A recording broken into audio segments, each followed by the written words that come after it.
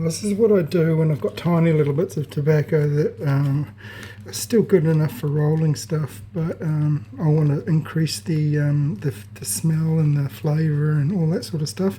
So this is called stoving, which you use for pipes, and you get it to about 70% saturation, and then you put it in an environment that's got airflow.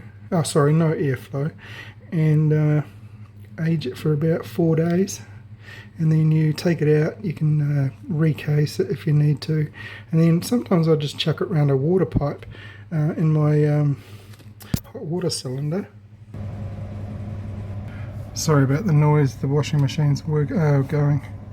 So this is stove tobacco that is about 2 years old now.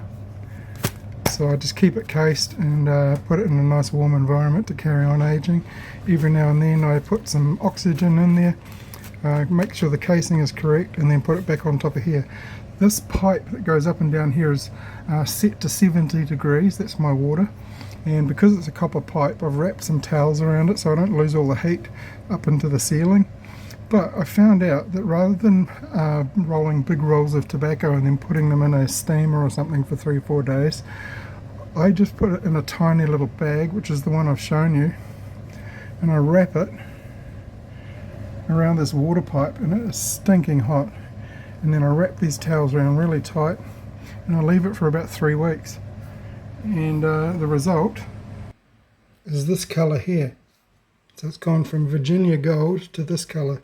These are actually wrappers that are all tangled up, so I need to undo them. And then I'm going to use them for fillers, because they smell absolutely amazing.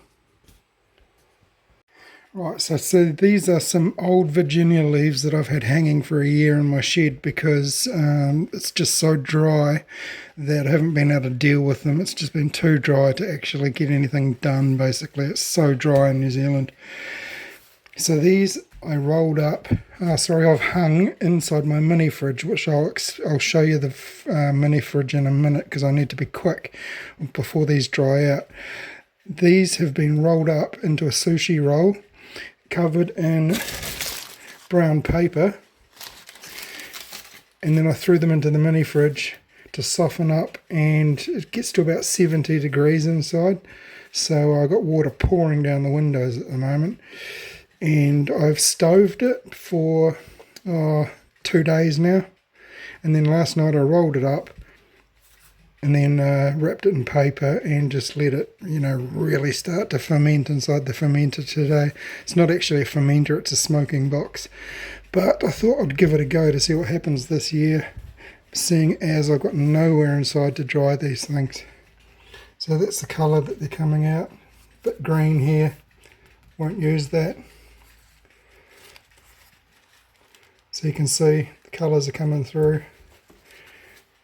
While the humidity is still up in these leaves, I'm going to put them in a plastic bag to recase, and then I'm going to stretch them out, and I'm going to make Virginia wrappers out of them because they're nice and thin. See, this one's too green, so this needs to go back into the fermenter in some light so that it can change. So you've got green on one side. Check this out. Ta-da! Bright yellow. So I need to keep these together so that they can age and transfer the enzymes between each other so that it can carry on aging. So it just goes back into a bag, and then I'm going to roll it up, and then I'm going to zip it across the top. So this is the mini fridge turned smoker turned hot box, I suppose. Double insulated windows. There is a chimney at the top. I'm still making the chimney. It's going to be painted black so it shines in the sun and draws heat up from the top through a vent in the bottom. And I definitely wanted a glass front in case I was aging cheeses and things like that, and I need to never open the door, so I need to know what's going on the inside. Whew. So this is just the junk that I've picked yesterday off the plant. They're pretty crazy looking leaves, and I'll show you why. So this has been 2 days. So this plant now is 2 years old. It was grown in a pot. after this, probably about the 9th or 10th harvest I got off it, I chopped it back to 3 nodes.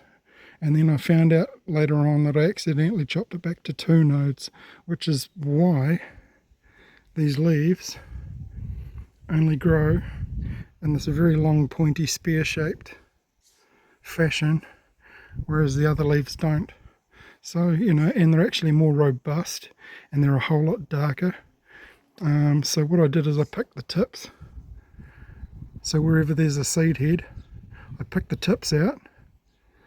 And then I thought, well, rather than just throw it away, I'll chuck it in the fridge and see what happens. And at the moment, I was expecting it to just stay wet and green, but it's been turning brown. So once I case them back to a normal level, I'll just see how they age and whether I need to re-ferment them again.